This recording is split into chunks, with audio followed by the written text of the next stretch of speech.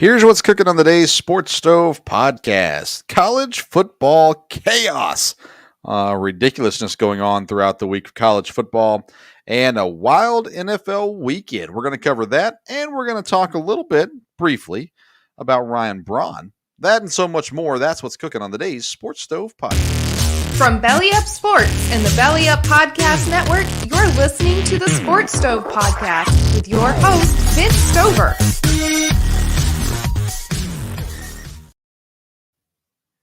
Welcome into a new edition of the Sports Stove Podcast, presented by La Terrain Watches and Accessories. Visit la-terrain.com and use the code SPORTSSTOVE. You're going to get 10% off of your purchase.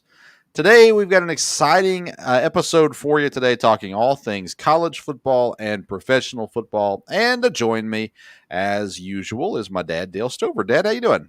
Doing good. We've not had a chance to talk through most of this yet, so it's going to be exciting to hear your thoughts on some of these things. And it was quite the weekend in college football, I'd say.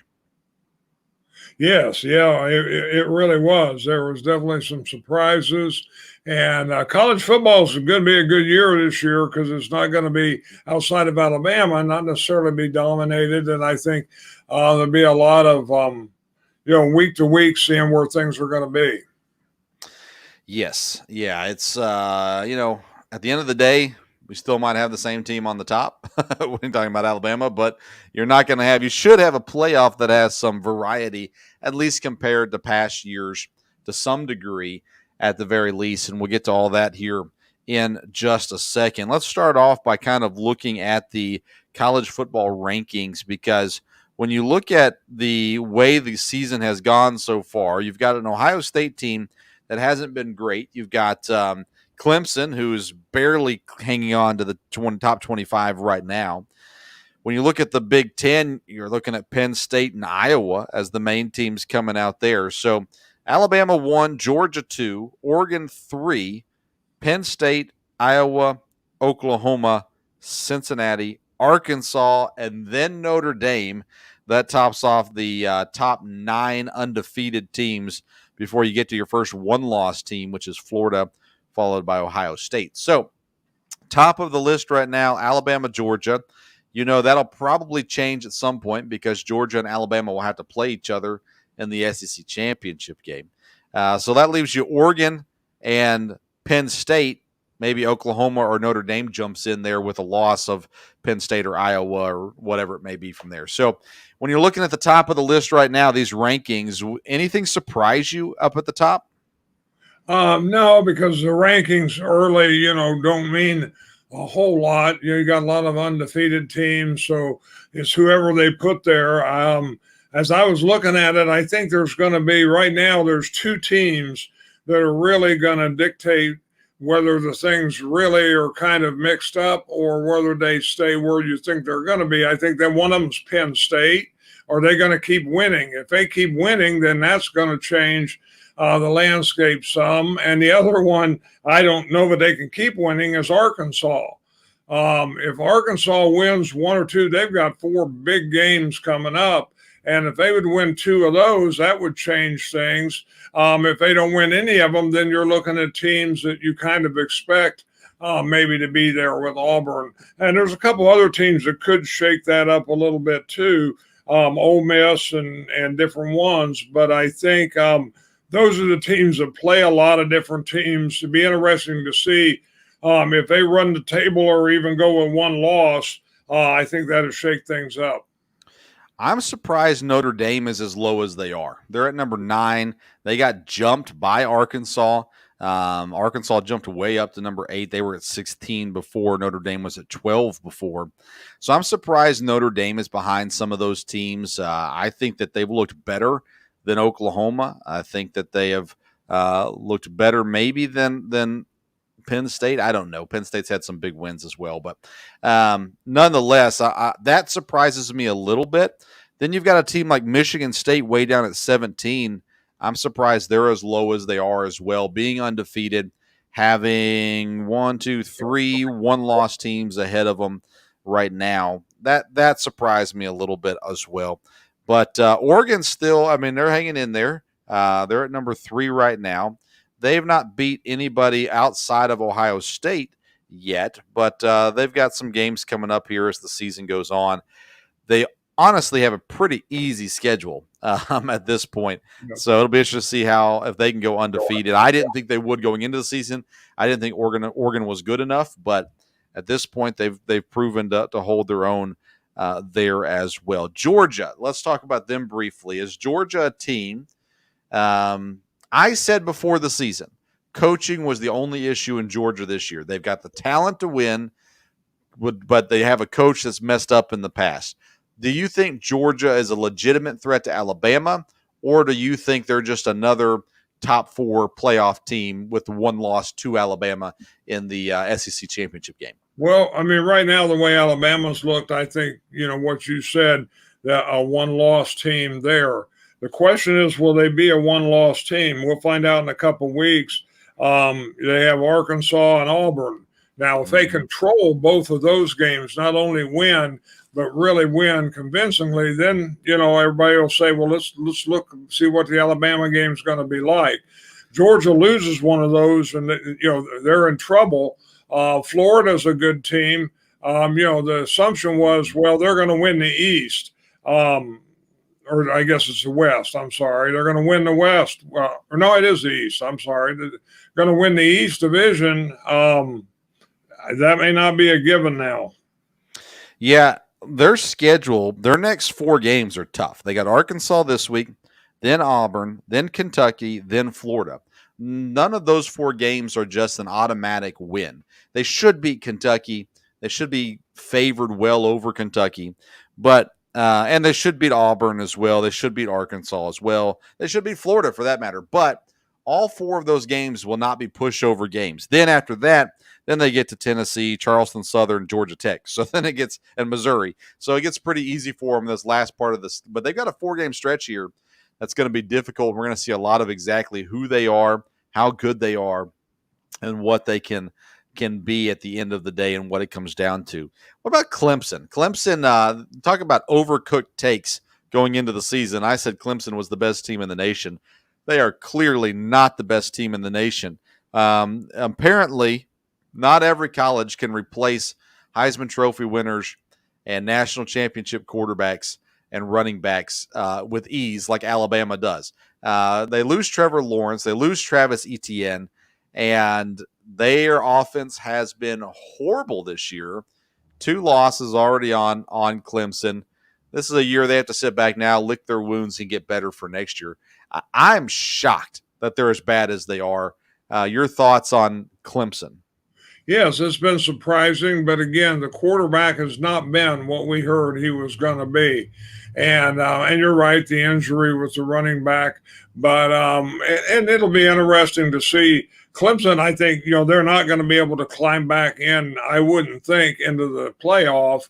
You look at their schedule, though, they ought to win all the rest of their games. So they'll start edging back up the rankings a little bit. Now, if they lose to one of these teams, Boston College or Georgia Tech or somebody down the line, then, that'll be a problem. But they could easily win the rest of their games. Yeah, a 2-loss team has never made the playoffs, so they won't be the first to do so. Right now, Wake Forest leads the Atlantic Division.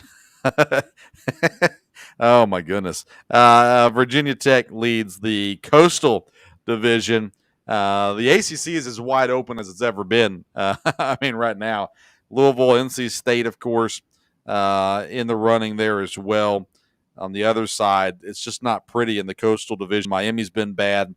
Pitt has been okay. They're 3-1, but an interesting conference. Needless to say, I'd be a little surprised if we see a representative from the ACC in the college football playoffs this year, considering that you're going to have 1 or 2 SEC teams, possibly a Pac-12 team, and then 1 or 2 Big Ten teams, depending on how things shake out in the Big Ten as well. Let's talk about the Big Ten. Big Ten right now looks stacked, right? You've got Ohio State, and they're a 1-loss team already on the schedule. Michigan State is undefeated. Maryland's undefeated. Michigan's undefeated. Penn State's undefeated. And Iowa is undefeated. Then you've got Ohio State, Rutgers, and Purdue with one loss. I mean, that conference is looking pretty stout this year, isn't it? They are. The trouble is, again, like I said, Penn State plays most of the schools that are listed there. So again, either somebody's going to get beat or somebody's going to drop around. It just depends. Penn State can win all of them except Ohio State. Iowa's got Penn State. Then of course, Wisconsin struggled a little bit now, but they've got them. I think Iowa's a team that maybe could run through the rest of the season undefeated. Then they'd be in an interesting spot where you could maybe look at two Big Ten teams. If Ohio State runs through the rest of the year, it's going to be hard to leave them out. Now, whether they'll do that or not, yet to be seen, and it depends a lot on what Oklahoma does.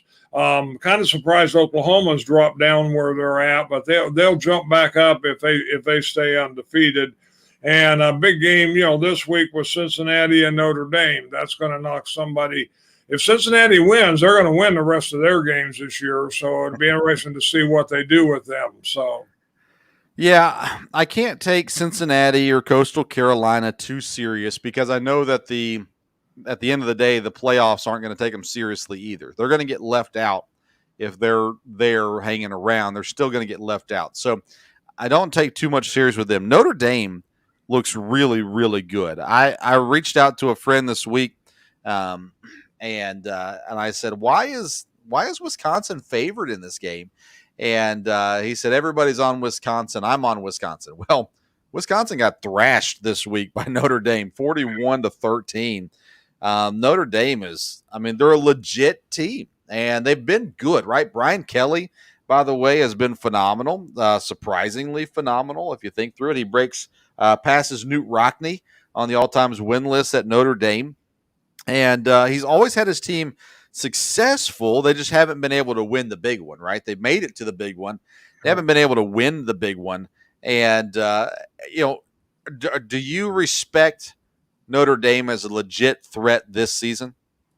Yes. With this big win over Wisconsin, and if you look at their schedule, if they beat Cincinnati, then they're in pretty good shape. They're going to, they could easily be undefeated if they can win the game this week. Now, it's not a given because everybody plays Notre Dame tough.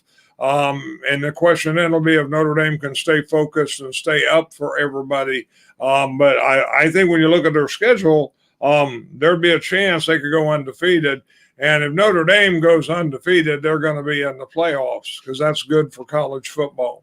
Yeah, 100%. Friend of the podcast, Aaron Torres, tweeted, for the Notre Dame is always overrated crowd. Since the start of 2018, Notre Dame is 47-5.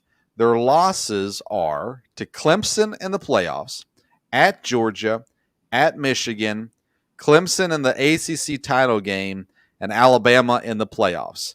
There's 125 programs in college football that would love to be overrated the way Notre Dame is. That's an incredible stat. 47-5 since 2018 with losses to Clemson twice, Alabama, Georgia, and Michigan. Because they haven't won the national championship, they do kind of get overlooked a little bit for how good they've been. Yeah, I think that's very true. So it's hard to, like I said, they do get overlooked. But again, like you said, part of it, big thing is winning the big one, and they haven't really been able to do that. So that has hurt them. But yeah, no, it's amazing. I didn't realize their stats were that good. And, again, this might be the year, but again, they can't get upset. Yeah. You're in Ohio State territory. Have there been any talk about the quarterback situation at Ohio State, or have they just kind of looked at this game was a throwaway win, whatever, and as soon as Stroud's healthy, or Stroud would have played if it was against an important team? Have they said anything? Have you heard anything about C.J. Stroud in Ohio State? No, I mean, I did try to read up on that a little bit. They're not saying a whole lot. They said he'll be ready to practice this week, and then they'll see how he does. I've talked to some Ohio State fans, and the deal was, okay, he's got a sore shoulder. What's up with that? I think, they wanted to get it. They got a good look at the other quarterback. I think Stroud will be the quarterback unless he really struggles. But I think now they know. I don't think it'll be a real long leash with Stroud. But if they keep winning, I don't know that you'll replace him. But they haven't named a starter yet for this week. It'll be interesting if they sit him another week, say to give him a little more time to get healthy. It'd be interesting if they play the same quarterback. I guess he's a true freshman, and he's getting invaluable experience, no doubt about that. Yeah, I mean, they got Rutgers this week. They're 15.5-point favorites, which means they shouldn't need Stroud. Then they got Maryland the next week, Indiana the next week before they finally get to Penn State. So they got some time, and I think you had the right term on it. It's going to be a short leash for C.J. Stroud moving forward. If he has any kind of struggle, all they'll have to say is, his shoulder was acting up, so he put in this guy. And, from there you go with whatever it is. and they've got kind of a easy out, so to say, when it comes to the quarterback situation at Ohio State. There, it's Kyle McCord. He's the freshman quarterback, 6'3", 210 out of Philadelphia. There, he had 319 yards, 2 touchdowns, 1 interception in the game last week against Akron. So there you go. Let's see here. Anything else college football oriented that you can think of from the weekend that was impressive, intriguing, or shocking to you? Well, no, not. Like I said, it wasn't a lot of high caliber games necessarily where there will be this week. So again, I think there's a lot to look forward to, and some of these teams that are undefeated, they're going to play each other in the next few weeks down the line. And you never know. In a couple of weeks, we may be looking at the same top 4, or we could be looking at 2, 3, and 4 being all different. It depends. I mean, Oregon is in pretty good shape if they don't get upset, but they've got some teams that, potentially could. They're probably the team that can stay up there schedule-wise. And again, I think Oklahoma will jump back up in the rankings. Yeah, you mentioned Arkansas earlier. They had a big win against Texas A&M. Let's see here. Of course, NC State beating Clemson was big. Baylor's coming on pretty strong here as well. They beat number 14 Iowa State this weekend. Oklahoma, they beat West Virginia, but it was 16-3. That's why they got dropped down. I think it's kind of silly to drop a team when they lose, but oh well, is what it is. BYU got a win over South Florida. Oregon dominated Arizona as well. North Carolina lost again, and I'm telling you, that's a team that I was pretty high on coming into the season. I thought they'd lose a couple of games, but not to guys like Georgia Tech. So I was surprised by that as well from there. I mean, there's a lot up in the air right now in college football. The Heisman is wide open. Opportunity arise for somebody to go take that. The national championship is somewhat wide open. I think Alabama's clearly the best team, but there's opportunities there. Needless to say, as well. Definitely been a surprise with the ACC so far. Not only Clemson's trouble, but North Carolina's trouble and Miami's trouble. I would tend to think the bowl games that aren't on New Year's Day are all salivating because they're going to get some good teams. Great point. Today's episode is presented by La Terrain. Watches and accessories. It's a good idea to have a classic watch on hand, something that can look fantastic with a suit, or just as great getting muddy on the shooting range. The Navigator Flagger Style Pilot Watch from La Terrain is the gold standard of functional classics if you want to stand out from the crowd. Boasting a rugless stainless steel construction and a size that fits most wrists, the Navigator is ready for your next adventure. Visit Terrain, TOURAINE.com. Use the code SPORTSSTOVE. You're going to get 10% off your purchase right there. I had a great weekend of college football, Dad. I was at the EKU game, and it was a big win for EKU. Had a great time there. Davion Ross with a second pick six in as many weeks fun times there. We've got our local hour dropping Wednesday morning for anyone interested in EKU football. We've got you covered there. Also, we cover a Kentucky-Florida game coming up this weekend as well. Let's move on to the NFL. And you think college was chaotic this week. The NFL was absolutely wild. Let's start with the kickers. 4 kickers kicked game-winning field goals this week, but none was more exciting than Justin Tucker's 66-yarder against Detroit. Baltimore struggled. They were down 1. They ran the kicker out on the field. He kicks it, hits the crossbar, and bounces in to devastate Lions fans everywhere.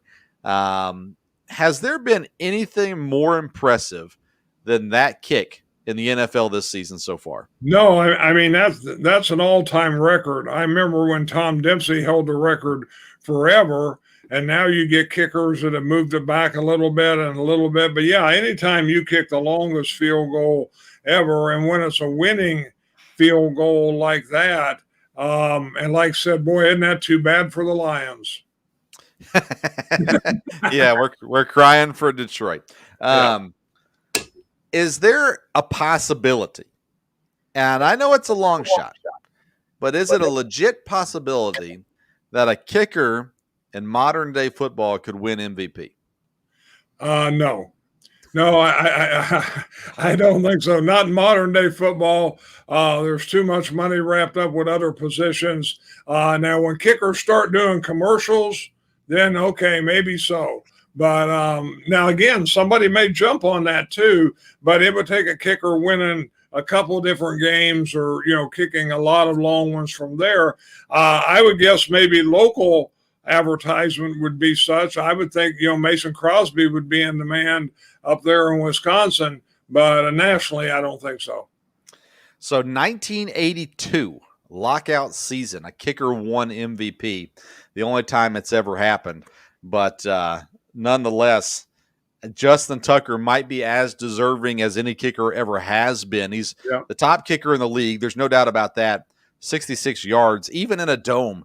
That's ridiculous that it went in. You mentioned Mason Crosby. He had a 51-yarder to win against San Francisco. That was an exciting game, especially for us Packer fans watching. I was laying in bed watching it on my phone, trying to be quiet so I didn't wake up my wife. But it was an exciting game. Let's talk about that game. We'll go ahead and get to that one. 37 seconds left. Needing a field goal to win. 0 timeouts in the game.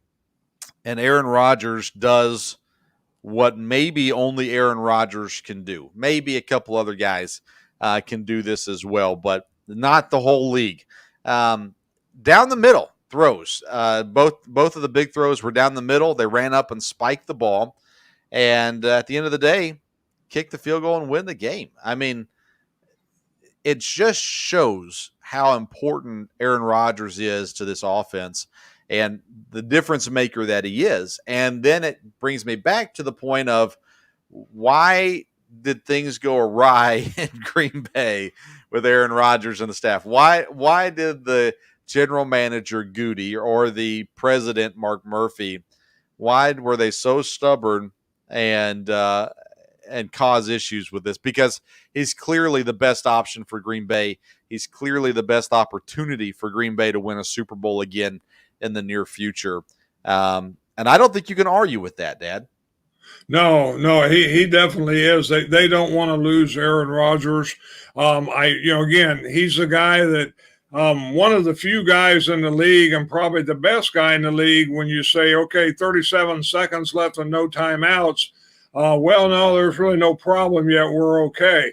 I heard the coach say he was guardedly optimistic. In this game, it was very unique, too, that you had Devonte Adams almost get knocked out right before, come back and was the guy that made these 2 catches. I listened today to some interviews with Aaron Rodgers, and he wasn't sure when the hit happened. He was starting to try to think through what his weapons would be. But with Adams coming back, they make an unbelievable duo. That's one of the best I'm prejudiced, but boy, quarterback wide receiver duos that's one of the best there's been in quite a while. I mean, you know it's coming, but you But know, you can't stop it. Rodgers can run so many things, and it's so unique. You know, they kept saying that first play they drew up that play on Thursday. Mm-hmm. You know, that was a new play. I think Aaron Rodgers is having a great time, and I think he's remembering why being a Packer is special. I don't know, depending how the season ends up, where it will go. I was interested today. I try to listen to as many interviews and stuff that I can from up there. And, you know, one of the issues was, well, does he have a voice? And I was interested for him to hear him say that the coaching staff asked him who he wanted at left tackle. So that's the kind of thing I know, you know, he wanted to at least be talked to. And it sounds like he's being very involved in a lot of things up there. Whether it's enough to make a difference, I don't know. But I think they're trying. His problem was never with the coaching staff. The coaching staff is smart enough to say, hey, if we can do our part to make sure he remembers we want him here, maybe he can forgive or overlook Mark Murphy's moronic self and stay with us. Because, I mean, you know, Coach LaFleur, he was the first one to go to California this offseason and talk with Aaron Rodgers. He brought him a beverage of his that he likes. He's been in contact with him throughout the offseason. Aaron Rodgers and Matt LaFleur get along great. There's not a problem there. He goes elsewhere. So smart move by the coaching staff just to kind of continue to try to cover up the filth that is Mark Murphy and everything there to make him feel welcome. Let's talk about Devonte Adams, though. That play right there, clear as day, a hit to the head. I think he was knocked out on the field. And, you know, for whatever reason, he passed the concussion protocol and got back in. We'll get to that in a second. But how do you not call that penalty over the middle of the field? Clearly a bad hit. I know I heard on the broadcast they said it's the NFL officials' fault. They put him in a bad position so they couldn't see it. Blah, blah, blah. That's too obvious, is it not? Yes, I think so. There were several calls that weren't real good in that game there. I mean, how do you miss that grounding call and several things there? So, I mean, but a grounding call doesn't end a guy's career. Hit, and fortunately for Devonte Adams, this one he was able to survive, but the hit was bad. Yes, yeah, I don't think there's any doubt about that. I think everybody thought when the hit happened that, boy, you know, he'd be out just because of the concussion protocol. But now, again, I'm sure he's trying to say the right thing, but everything he said is that, you know, it knocked the wind out of him. He had trouble breathing. It wasn't anything to the head. Rodgers said that, you know, he gave him a thumbs up right away. And so he thought, well, okay. But, you know, once he goes in the tent, you know, he's not controlling the situation. But obviously he was ready to play. And if all that is true, by the way, what Devonte Adams said, then it was right to not call the penalty, I suppose. If it wasn't a hit to the head, then it was legal, I assume. So maybe it was a good job by the NFL. Either way, since Adams came back, Packer fans go, oh, that was a bad missed call, but they overlooked the fact that he may have somehow skirted out of the concussion protocol. But at the end of the day, he came back. They had a play they drew up on Thursday to get him down the field, then another big play again and get up, spike the ball, and plenty of time for Mason Crosby to come out, kick the game-winning field goal from 51 yards. An exciting Sunday night game, needless to say, was had. I want to talk about Jimmy Garoppolo. He is getting it from all angles right now. People saying he shouldn't be the quarterback. He's no good. Listen, I watched that whole game, and I didn't see much out of Jimmy Garoppolo where I thought, yeah, he shouldn't be playing in the NFL. He had a good game overall. He made a mistake. You know, he had the fumble late in the game, which definitely cost the 49ers. But overall, Jimmy Garoppolo was not the problem for San Francisco. No, I thought he looked good. I was a little surprised with that, too. I mean, I think he's a good quarterback. Is he an elite quarterback?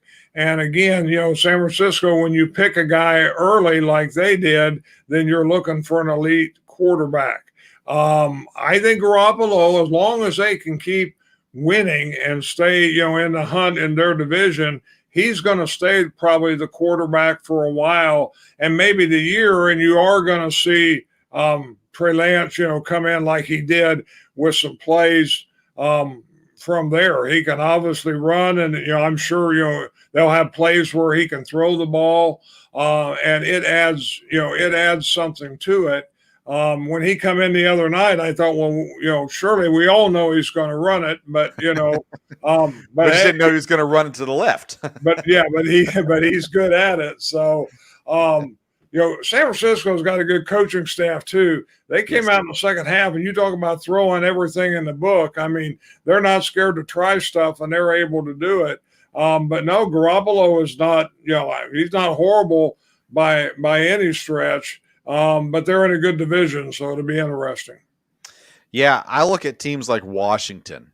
If you put Jimmy Garoppolo on Washington, they're a far better team than they are right now. Oh, yeah. Pittsburgh, you put them on Pittsburgh, they're a far better team than they are right now. You put them on the Giants, they're a far better team than they are right now. So he's a guy that can improve some teams, but will he get the opportunity to? I don't know.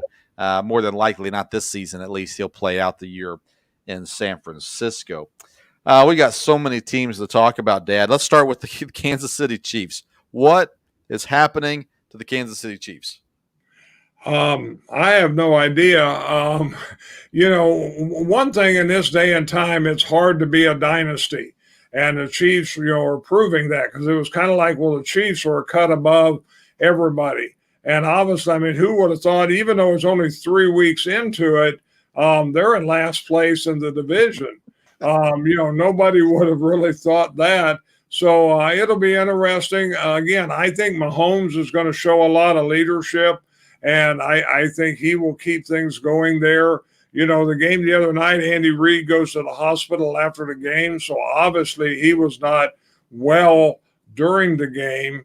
Does that affect things? I don't know. Kansas City is still a very talented team, especially offensively. And it's nobody you'll look past. But, boy, that's by far maybe been one of the bigger surprises so far. You wouldn't have said Kansas City's going to be 1-2. No, definitely not. Mahomes has not been a problem. He's 70% completion, almost 1,000 yards, 9 touchdowns. He does have 3 interceptions already this season. He's been sacked 4 times. The big issue has been the run game for Kansas City. Clyde Edwards-Helaire, who somebody in one of our leagues dropped him in fantasy football. I picked him up and played him. It's all about that. That may not be the league that you're in, but nonetheless, in one of the leagues I'm in, I picked up Clyde Edwards-Helaire this week, and he did well for me. But only 189 yards in 3 games total, and no rushing touchdowns from him. He has 2 fumbles already this season. Kelsey, Tyreek Hill are leading the way when it comes to catching the football as well. Defensively, they've been okay, but definitely not great. 4 sacks on the year so far for the defense. Maybe this is a big opportunity for Eric Bieniemy with Andy Reid's health situation. Maybe he has to miss the game against Philly, and Bieniemy gets a chance to show what he has and ultimately get himself a job finally. I still thought the best option for Bieniemy was to take over Kansas City, but I don't know how quickly Andy Reid wants to retire. But nonetheless, there's something that has to get fixed in Kansas City, because you're right. Not only are they 1-2, but they're dead last in the division, behind a division that's actually looking pretty solid this year so far. You've got Las Vegas and Denver both 3-0. Denver's not that good, but they are 3-0. And then the Chargers 2-1. Kansas City will not have an easy route to the playoffs, although I still think they end up making it there. Vegas has been phenomenal so far this year. Like I said, Denver, they've played nobody. They're not good enough. They're not a great 3-0 team, needless to say. The Chargers will only get better, I believe, as things go on there. A couple other teams that have underachieved so far this year. Let's go to the NFC first, and that's the New York Football Giants. I thought that they were going to have an improved year this year, but I was wrong. Daniel Jones, not great. Saquon Barkley hasn't really been able to get going too much yet. The big pickup in the offseason, Kenny Golladay, has really done nothing. So the Giants, I mean, they might be drafting a new quarterback in the top 5 this year in their draft because they're looking like a pretty sorry team right now. Yes, they really are. And I think they're maybe of all the teams, I mean, Jacksonville's struggling for sure, but I think the Giants are in real trouble. I mean, I just don't see them, making a move right now. That's kind of surprising with Barkley. You would think you'd be a little more competitive.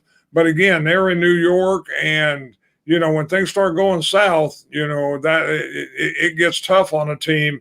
And to me, right now, after 3 games, the Giants are in as much trouble as anybody. Yeah, that's not been pretty there. I could argue maybe some other teams, but you're right. At the very least, the Giants have been pathetic so far. How about the Pittsburgh Steelers? I talked with a Bengal fan last week before the game, and he said, "Oh, we always lose to Pittsburgh." I said, "You're not losing to Pittsburgh this week." And no, we are going to lose. We always lose to Pittsburgh. Now, Pittsburgh's bad. Ben Roethlisberger is washed. He's no good. He's too old. He's too beat up over his years. Pittsburgh's not a good football team. What's the chances Pittsburgh's drafting in like the top 5, top 7 at the end of this season? Oh, it looks like that now. They're really having trouble. And the deal is Roethlisberger. I mean, he's getting beat up. I don't know if the problem is totally the offensive line or whatever. You'd think they have some offensive weapons. But again, it just looks like they're headed in the wrong direction. It is only 3 games. But, boy, a couple more losses. They got a tough game this week with Green Bay. And if they can't win their division games, they're in trouble. And I don't know that they can beat anybody in the division. They're all really strong. Good point. There are 5 0-3 teams right now. So for Pittsburgh to pick in the top 5, they'd have to be worse than one of the currently unwinning teams. That's not a right term for it, but 0-3 teams right now. The 0-3 teams are the New York Jets, the Jacksonville Jaguars, Indianapolis Colts, New York Giants, and the Detroit Lions. Is Pittsburgh worse than any of those 5 teams? I think the Colts will move up. I don't think they're going to be what we thought they were going to be. But I think they're be interesting to see what the Jets do. I don't know if they're going to be able to win some games, but you'd like to think maybe they could. But I think the Colts would be better than the Steelers for sure. Yeah, I would agree with you on that one, although I think there's still a lot of question marks out there about the Colts. We'll come back to them in just a second. The New England Patriots, they are currently 1-2. They got beat pretty handily by the Saints this last week, 28-13. Their one win was against the Jets. They lost to the Dolphins and the Saints. Now they go and face old Tom Brady coming home. That one doesn't look good for the New England Patriots either. Or let me give you this philosophy. New England has spent all of their practice time working on the Tampa Bay game. They didn't even watch tape about New England or about the Jets. They didn't watch any Saints tape or any Dolphins tape. All they've cared about all offseason and up to this point has been Tampa Bay Buccaneers. That's my philosophy behind it. I think Bill Belichick has said, hey, guys, we can lose our first 3 games. It doesn't matter. We just cannot lose to Tom Brady.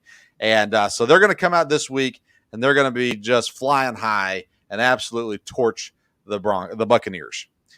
No, I don't believe that. Yeah, I don't think so. I mean, the Patriots, what are they? Again, they're in trouble. I think they'll get better. They have a good defense. And I think the quarterback will play better. But again, it's going to come down a little bit in their division games. They're going to be in a tough spot with Buffalo. They've already lost, you said, to Miami. that's going to be part of the problem. I mean, in their heyday, it was 6 wins in the division, no question about it. And then you went on from there, and now they're not going to beat some of the non-division teams. So I think they'll be middle of the pack, and they could struggle to make the playoffs. I think this game this week could have a lot to do with their psyche. I think if Tampa Bay comes in there and just runs all over them, which they could, then things are going to start. Then you're going to start a lot of questions and what's going on here from there. And of course, we know Belichick will be very open to answer those questions. Yeah, he will be prepared. I guarantee you that. I don't know that there will be a game that Bill Belichick's been more prepared for than this one. Now, does he have enough talent on his team to win? That's the question mark. But even in their Super Bowl games and stuff like that, I think Bill Belichick cares about winning this game more than he's cared about winning any football game before. So it'll be interesting to see what they throw at Tom Brady. We know Tom Brady's not very mobile, so if they can put pressure on him, that's how you beat Tom Brady. You hit him, and you hit him often. And we saw that in the New York Giants Super Bowl win over New England. So we'll see what they do to come out for that. But the Patriots definitely don't look like they're contenders this season. Let's talk about the AFC South, and then we're going to get to the rookie quarterbacks. The AFC South, the Colts is kind of what brought me to this.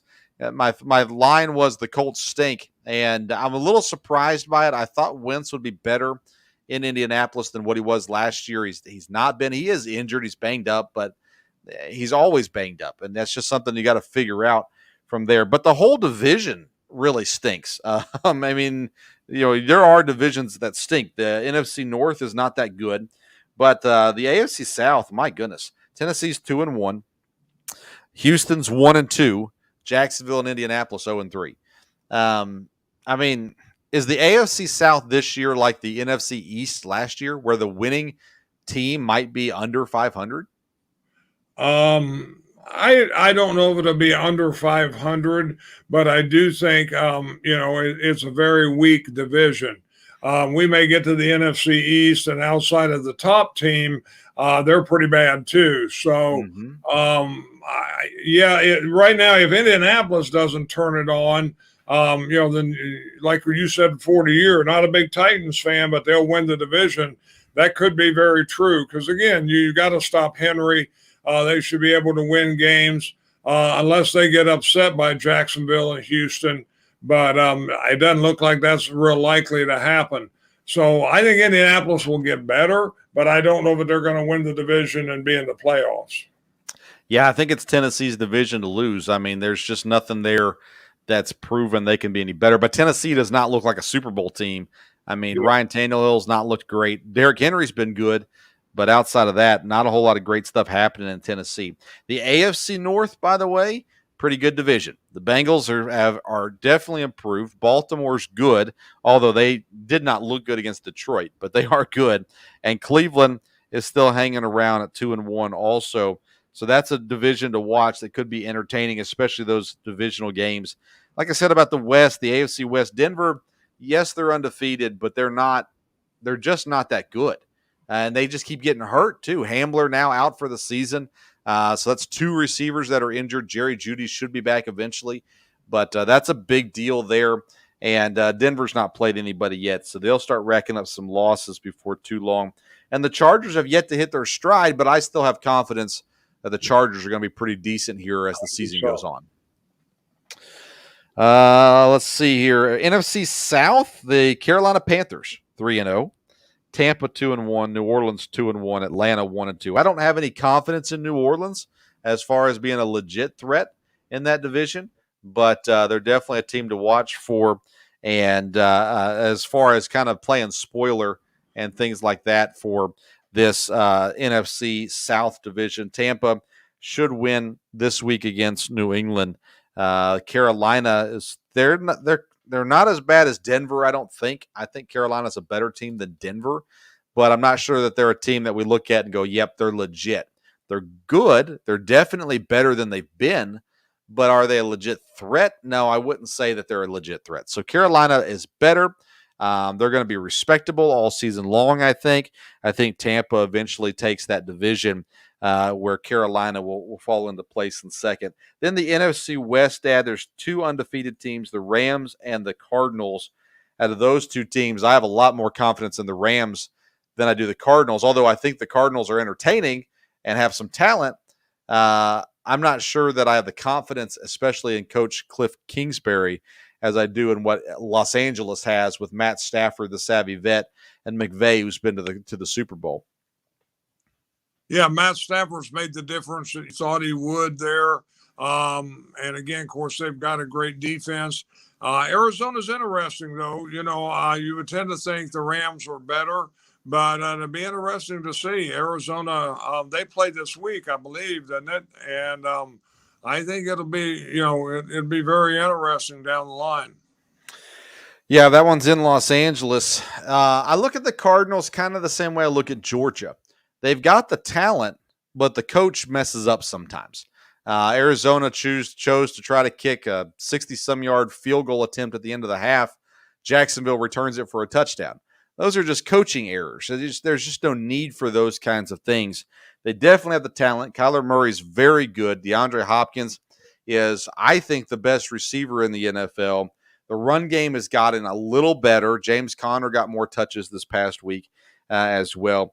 But San Francisco is still a good team, and Seattle is a team that you have to watch out for. But I said before the season started, I think Seattle gets beat up a little bit in the division, which ultimately is going to hurt their record when it comes down to it at the end of the year. Any thoughts on Seattle, San Francisco, or that division? Again, I think the Rams are the team to watch. San Francisco has been good and should be good there. Seattle, I think, is going to drop off. I don't think they can compete with those teams there, but we'll see. It's always tough to play in Seattle, but they've lost a game there, and I don't know about Seattle being a playoff team. In Los Angeles, Cooper Kupp, 25 catches, 367 yards, 5 touchdowns so far this season. He has been a standout receiver in Los Angeles. Deshaun Jackson's had some run. He had some big plays as well. He had a long touchdown of 75 yards. Van Jefferson had a long touchdown as well. There's some talent there. The run game is the massive question mark in Los Angeles. Yeah. And so that's where Arizona, I think Arizona as a whole has more talent on their team. I just don't trust the coach being able to overcome things there as well. Let's talk about the rookie quarterbacks. 4 of them started this week. Justin Fields gets his first start. We'll get there in a second. Trevor Lawrence, Zach Wilson, and Mac Jones all starting all of the games so far this season for their respective teams. Dad, let's start with Trevor Lawrence. He was the first overall pick. Not a whole lot of talk about him because everyone knew he was going to be the first overall pick.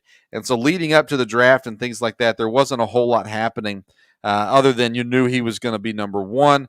He's been called like he was going to be the next Andrew Luck or whatever it may be. But so far this season, Trevor Lawrence has 54% completion percentage, 669 yards, 5 touchdowns, 7 interceptions. He has been sacked 5 times. The Jaguars aren't good. They seem to be poorly coached. And Trevor Lawrence is struggling more than most people thought that he would. Do you think it's just because he's a rookie and things will get better? Do you think it's because of Urban Meyer? Do you think it's because he's not as good as we thought he was? Your thoughts on Trevor Lawrence? No, I think he could be as good as we thought he was. He's on a bad team. And at this point, a lot of times and we've seen it with all 4 of these, but rookie quarterbacks have a tough time coming in and starting your first year. And I think they all needed to do that with the teams they're on. But again, I think he'll get better. I think his stats may get better. But again, if they don't win any games or they only win 1 or 2, I think for the future, though, he's a quarterback they'll build around, but they don't have enough pieces to go with him right now. And, Urban Meyer, there's probably some questions about the coaching. and we'll see. Jacksonville, again, I think everything's going to look to the future, and they have Trevor Lawrence, long as he doesn't get injured. But he's going to have a tough year, I think. I would not be shocked at all if Urban Meyer's not the football coach at Jacksonville next year. Whether it's he goes to USC or claims a health issue or whatever. I wouldn't be surprised at all if they say this just didn't work. Yes, they don't have a great team, but you know, you got to do better. You've got to look better than they've looked so far this year. Zach Wilson, 55% completion percentage, 628 yards, 2 touchdowns, 7 interceptions. I am surprised that this offense has not looked better. Now, if you listen to the preview episodes about the AFC East, you won't hear me say very many good things about the weapons in New York. But this offense, I really expected it to look better. It's looked horrible so far. 2 touchdowns, 7 interceptions. That's not what you want out of your rookie quarterback who you took number 2 overall. No, he's getting, and again, you know, he's getting sacked, and 15 times. Huh? 15 times he's been sacked. Yeah, and that's the problem there. Some reason I think of the 4, he may end up looking the best at the end of the year. Because again, he's got some weapons. They're definitely going to stick with him. And again, if he doesn't get injured, you know, I think he's got a shot. Again, they're the weaker team in the division. But again, with all these guys, 1 or 2 wins, one upset win, and things are different. But again, you got to protect them a little bit. Joe Burrow showed that last year.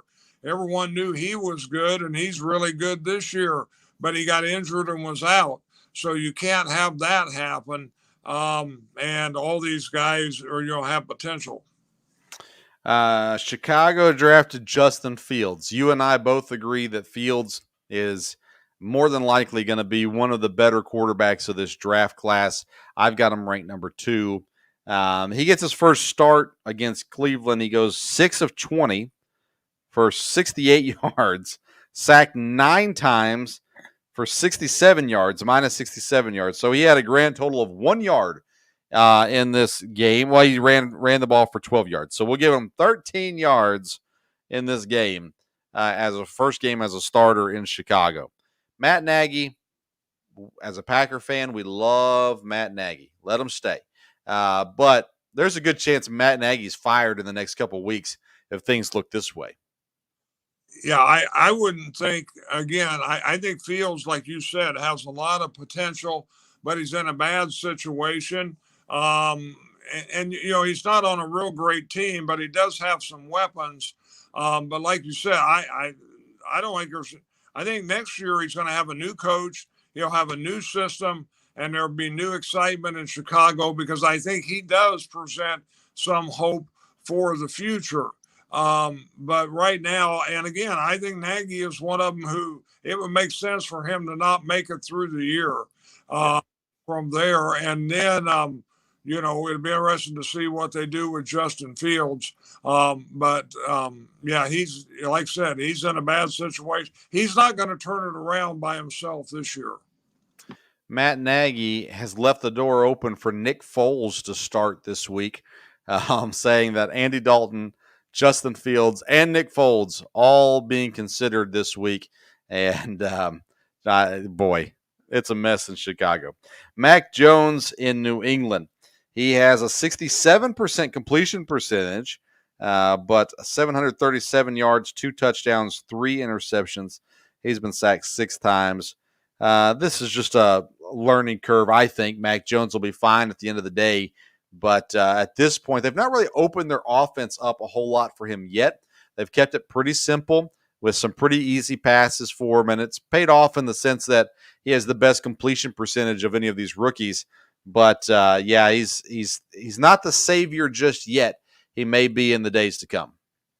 Yeah, of the 4 quarterbacks, he's got the best team and he's got the best system for him to thrive in. And like I said, if they haven't opened it up a lot, I don't think they're depending on him to win the game. But I think, I think he'll have a good year. And again, I think there'll be hope for the future as far as having a quarterback there in New England. All right, Dad, we had our second week of pick six picks this week. We wasn't a great week, at least for me especially. I only got one pick correct, Cincinnati +3 against Pittsburgh.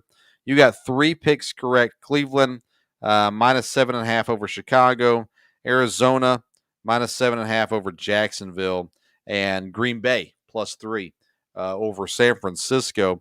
I asked you at the end of last week, you picked Philadelphia over Dallas. They were +3.5 dogs. And you said, I don't have any confidence in Dallas. And I asked you, but you have confidence in Philadelphia? Do you still have confidence in Philadelphia? No. Okay. They didn't look good. Again, I think Jalen Hurt may be a good quarterback, but they don't have a lot there. Again, I'm not sure how good the new coach is. Philadelphia, I don't think is going to surprise a whole lot of people the rest of the way down the line. I think as far as the division is concerned, it's Dallas's to lose. Dallas is by far the better team in that division. I don't know that they're going to have a sterling record, but they should be able to win the division and get a few other wins there. Yeah, I agree with you. And I think Dallas is a legit threat. I think they are this year. They've got enough offensive ability, and I think the defense has improved. That I think they're a legit threat this year for the NFC. But that being said, their offensive coordinator Kellen Moore could be a guy that's looking at a new head coaching job at the season's end, whether it be in Chicago or Minnesota or any other team that's looking for head coach. I think Kellen Moore is going to get a lot of looks this offseason at the very least. In other news, the UFC's John Bones Jones got inducted into the UFC Hall of Fame and hours later arrested on domestic violence and other charges. I would just like to publicly state that John Jones is garbage. He is a guy that fighting-wise is one of the best fighters in the world, but he's been caught cheating multiple times and never really seemed to suffer real consequences for his drugs that he's been caught with and the performance enhancing and those kinds of things as well. And this is just another sign that he's not a good human being. And so although people can change, I don't know that John Jones ever will. And I'm tired of mixed martial arts people making excuses for John Jones. I think we need to write him off, send him on his way, and let him be and not be a fighter anymore. Speaking of people who are garbage, the Milwaukee Brewers this week honored Ryan Braun as one of their best-known players, especially in recent eras. But we have to remember Ryan Braun for who he is. He's the guy who got caught cheating and completely trashed a man's life, saying that man tampered with his sample and all these kinds of things, ran him into the ground, only to be found out later that no, truly Ryan Braun is a piece of garbage. So as Brewers try to talk about how great Ryan Braun is as a player and what he means to the organization, and I agree, he has meant a lot to the organization. He had many good years in Milwaukee. I'm kind of tired of us trotting out these people who have just proven themselves to be bad human beings and still celebrating their lives. So as a Brewer fan, may I please make it clear, I am not proud of Ryan Braun, and I think he's a despicable human being and will not be applauding him and his efforts to get his name on the wall or somewhere in the stadium in Milwaukee. All right, Dad, I got that off my chest. We're going to do our pick sixes on our Thursday episode. We'll pick games again in our next episode, which will be Thursday live at 8 p.m. Eastern time. We'll talk about other sports news and things going on as well. We had a great weekend of sports. Looking forward to the weekend ahead as well. Want to remind everyone to listen, download. There's a podcast version only of our Sports Stove Local Hour. We dive deep into EKU sports and some into the University of Kentucky as well. And those episodes are available every Wednesday morning, wherever you get your podcast. It's on the Sports Stove podcast. That's what you subscribe to. But you can get the local hour there. These episodes, of course, wherever you're listening to us now, we would love for you to share, like, subscribe, review, all those kinds of things, and let everybody else know about the Sports Stove podcast. We would surely appreciate it. Well, Dad, we are out of time for today, so we'll be back on Wednesday. A reminder to visit law-terrain.com. Use code SPORTSSTOVE to get 10% off your purchase of watches or accessories. You can also go to yeatsofficial.com. Use code SPORTSSTOVE to get 10% off sunglasses if you would like to as well. That's it for tonight. Thank you so much for tuning in. Until next time, we'll see you around the Sports Stove.